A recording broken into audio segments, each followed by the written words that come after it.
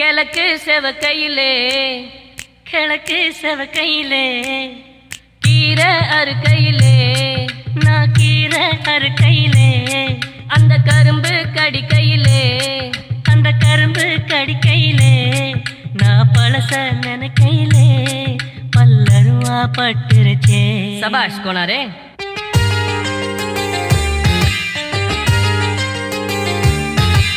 கிழக்கு செவக்கையிலே கீரை அறுக்கையிலே அந்த கரும்பு கடிக்கையிலே நான் பழச நினைக்கையிலே பல்லருவா பட்டுருச்சே.